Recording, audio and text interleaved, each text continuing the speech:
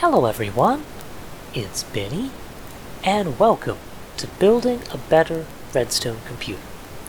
In this series, I'm going to be showing you how to build an awesome redstone computer. But, to do that, it's going to help a lot if you have just some basic knowledge of a few concepts. It's nothing too huge, and in fact I'm going to go over all of them in this video. So that's what this video is going to be about, and in the next part we'll actually start building. But yeah, I'm going to be building this computer. I'm going to be building it on the XOR Redstone server. You can find the information about that in the description. So if you want to come check it out for yourself, or just join the XOR community in general, all the information is there. So yeah, let's go ahead and let's get started. So, for the rest of the video, I'm going to be going over the essential redstone that we're going to be using and reusing throughout the rest of the build. So this is sort of the stuff that's important to have a decent understanding of. And I've actually already made a good number of videos on a lot of these things I'm about to show you. So what I'm going to do is here I am going to teach you what these things are and how they work. But I'm not going to go completely in-depth into every detail of them. I'll teach you what you need to build a computer, and if you're interested in learning more about certain things, then I'll leave a link to whatever video I've made where I do go in-depth, so you can learn that if you're interested. One more thing before we get started. If, while I'm going through this, you come across something that's feels new or unfamiliar to you, I strongly recommend pausing the video right then and there and just building it in your own Minecraft world, playing around with it a bit, seeing what you make of it. Maybe try doing it a little differently, maybe, I don't know, just play around with it basically. Aside from being kind of fun, when it comes to these sort of redstone devices, nothing is quite as good of a teacher as just good old-fashioned experience and seeing for yourself how these things work and how they can be done in various ways. Not only that, but it's especially important that you feel confident going through this because all the essential knowledge I'm about to talk about builds on what comes before. So if you don't feel confident on one of the early things I show you, it's going to build into more and more of a problem as we get further along. So, just, again, go ahead and play around with it. And yeah, that's my big tip. The most essential piece of knowledge you need is logic gates. These are simple redstone devices that transform a redstone signal according to some logical function. And I realize that sounds really formal and advanced, but like I said, they're actually really simple. Like this is the NOT gate. And a NOT gate is anything that takes an off redstone signal and transforms it into an on redstone signal. Or vice versa, transforms an on redstone signal into an off redstone signal. And the easiest and most common way of doing this is just with a redstone torch. You power the block the torch is on, it turns off. You don't power it, the torch turns back on. So, very simple. And that's an example of a logic gate. They're really not hard circuits to build, but these are going to be the building blocks of the whole computer. Another essential logic gate is the OR gate. And this is something, it has two inputs, and it will output if either of them are on. So, if this is on, output, this is on, output, both are on, output. The only time it doesn't output power is when both are off. And again, building this isn't really hard. The easiest way to build this is just by connecting two redstone wires together. That's a simple way to build an OR gate. But the reason I'm sort of abstracting it like this, rather than just saying, oh, this is a piece of wire, is because these aren't the only ways to build these devices. There are other ways that might be useful for various reasons, so it is important to understand the concept and not just memorize torch, wire. Do you know what I mean? So, that you just understand the concept. These are acting out a logical function. Because really, it's the logic that matters, not the circuitry that implements it. And the third major logic gate that we'll need is the AND gate. And this behaves pretty much like you'd expect. It only outputs if both inputs are on. If either of them are off, or both, then, well, no output. And this is the most common way of building an AND gate. 2 torches powering the same wire, which powers another torch. So, a little bit more complicated than the other ones, but not by too much. And once again, this is not the only way to build these, and we'll be looking at some other ways to build these in just a moment, because it actually is kind of important. But before we do that, there's one more logic gate I'd like to talk about, and this one's a little bit more obscure and abstract. It's really only important in a few specific instances, but those few specific instances I think happen often enough that it's worth discussing. This is the NIMplies gate, which stands for the Not Implies gate. And the way this works is it will only output power if one input is on and the other is off. Every other case, no output. I know it seems a little weird, and you might think, why would that ever be useful? And most of the time it isn't, but it does happen often enough that's important. And actually, you'll see even later in this very video a situation where this gate is very important. So yeah, these 3, and or not, those are going to be your big 3, and every now and then you might want to pull out a NIMplies gate. And these are going to be the basic building blocks of logic we use to build the entire computer. If you ever get lost at some point in the series, remember, it all goes back to logic gates, one way or another. It all goes back to logic, because that's all the circuit's doing. It's implementing some piece of logic.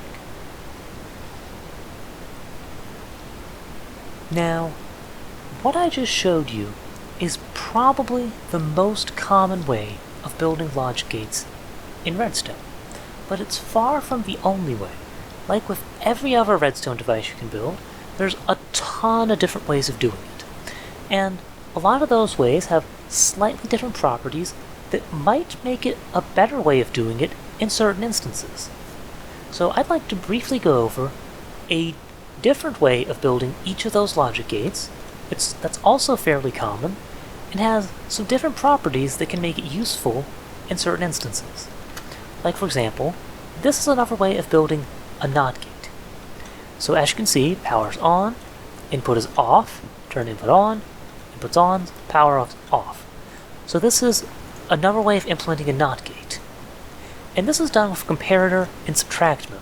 It's being powered, well, in this case, by a furnace, but you can power it really with anything. And this is the key thing that makes this an interesting way of doing a NOT gate. You can control what signal strength the NOT output is.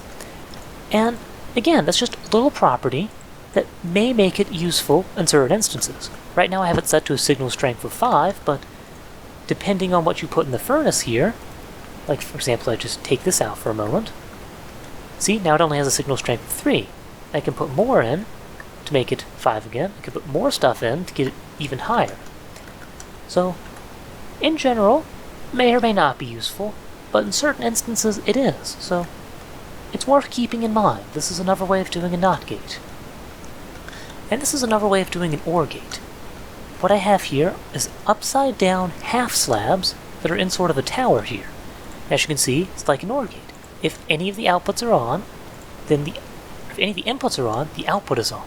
But if both inputs are off, the output is off.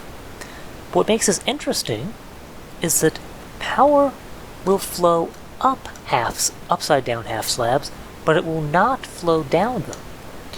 So this is interesting because this input is not being interfered with from the upper input. So you might be able to, say, reuse this for something else in your circuit. I don't know. It depends.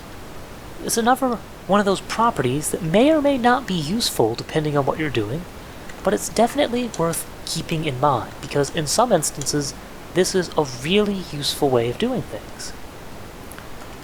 And this is another way of doing an AND gate. It's another comparator in subtract mode, and again, both inputs are on, output is on.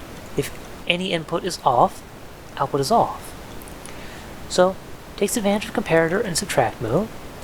It's another way of doing it, and the key thing that makes this sometimes useful is this input is only one tick. So if you're going for some high performance circuitry, and you can use this as one of the inputs, sometimes that lets you make your AND gate just a little bit faster. Also, it can be smaller in some instances, but yeah, just another way of doing an AND gate. And finally, here's another way of doing the nimplies gate, again with comparators in subtract mode. So if A is on and B is off, output, otherwise it'll always be 0. So this is actually pretty similar to the way the AND gate works. It's just, again, another way of doing it. It's a little bit faster than this one, and in some instances this one's preferable. In some instances the other one's preferable. So yeah, these are just some different ways of doing logic gates. So, our next piece of essential knowledge, outside of logic gates, is a very specific logic gate called the XOR gate. And the reason this deserves its own little section here is it's one of those things where when you first see it work, you'll say, okay, I understand how it works, but I don't see a lot of cases where it would be very useful. But then the more and more you use Redstone, especially more advanced Redstone, the more you'll find that this thing has just a bounty of interesting and really awesome uses. And we'll be seeing one of those uses right after this, so stay tuned, viewers. But yeah, the way this works, as the name might suggest, is it's pretty similar to an OR gate. If no inputs are on, output is off. One input is on, output is on. If the other input is on, output is on. But if both are on, the output is off. That's why it's called an XOR gate. It excludes the case where both inputs are on. So, hence the name XOR. And the most common way to build this is with our good friend, the nimplies gate. Because if you remember, the nimplies gate gives you power only if one input is on and the other is off. Every other case has no power. So you have one nimplies gate for both inputs, like I have here. Here I use the comparator nimplies, and up here I use that torch nimplies, just wired a little bit upwards, and I OR the outputs together. And that's the XOR gate. That is the most common way of building an XOR gate. And yeah. So there you go. But like with all the other logic gates, this is one way to build it. There are plenty of others, and they may or may not be better depending on what exactly you're building. So here's another way of doing XOR, and this one is based on signal strength. So if one input is on, output is on. If both are on, output is off. If the other one's on, output is on. So this is XOR, as using two comparators to measure a difference in signal strength depending on what combination of inputs is on. It's a really clever way of doing an XOR gate, but it has its pros and cons. The pro is, it's pretty small and pretty fast. This is only one tick. The con is, the inputs have to be approximately the same signal strength for it to work, and the output is pretty low signal strength. In fact, I believe it's, 2 signal strength. So you'll probably need to repeat it unless you can use it basically immediately. So, something to keep in mind. And just to show you some more variety, here's yet another way of building an XOR gate. This one does it a little bit more literally, because at the bottom half of this is just an OR gate. And what it does is the top half is an AND gate that will cancel the OR gate if both inputs are on. So, it's a very literal way of implementing it, but it's just as valid. And So these are just a few different ways you can build an XOR gate. There's plenty more. I'm sure you can play around and come up with a few on your own. But now, I'm going to move on to our next essential concept. And that will also bring us to our first use case of our friend the XOR. So, our next essential concept is binary. And all binary is another way of writing down numbers. Nothing more and nothing less. So, the way this works is you'll have your different wires, and each wire represents a different number. So this wire is 1, this is 2, 4, and 8. If I want to represent the number 2 in binary, I turn on the 2 wire. There you go, that's 2 in binary. That's it. 0, 0, 1, 0. That's 2. If I turn on just the 4 wire, that's 4 in binary. 0, 1, 0, 0. Simple as that. If I wanted 1, there you go. Now what if I wanted the number 3? Well, I'd turn on the 2 and the 1, because I have 2 and 1. 2 plus 1 is 3. So this is 3 in binary. If I wanted, say, 5, turn on 4 and 1. 4 plus 1 is 5. That's really all there is to binary. And if all of them are off, I have 0, 0, 0, 0. Then of course that's 0, because I have nothing. And yeah, that's really all there is to binary. If I wanted to represent a number, I turn on the wires that, well, will essentially sum up to that number. And yeah. Now you might be wondering, how do I decide what wires have what value? They follow a pretty simple pattern. Your first wire is 1. For the next wire, you double the previous wire. So, double 1 is 2. Our next wire is double that, so 4. Next one's double that, so 8. The next one would be double that, so 16. The next one would be double that, so 32. Next is 64, 128, 256, etc., etc. So yeah, that's how binary works. That's really all there is to it. So, that brings us to our final essential concept. How to add numbers together in binary, and how to build a circuit that does so. So, I'm just representing binary a little differently here. I'm saying upside down slab is 0, and redstone block is 1. So, on our top, we only have a 1 in the 4 wire, so the top number is 4. Bottom number has both the 4 and 2, so this is 6. So we're adding 4 plus 6 in binary. And the way this works is basically how you do it in decimal, just you only have zeros and ones. So 0 plus 0, that's 0. Next digit place. 0 plus 1, that's 1. Cool, next digit place. 1 plus 1, now there's no 2 in a binary, so 1 plus 1 in binary is 1, 0. So we have a 0 in this digit place, and we have to carry the 1.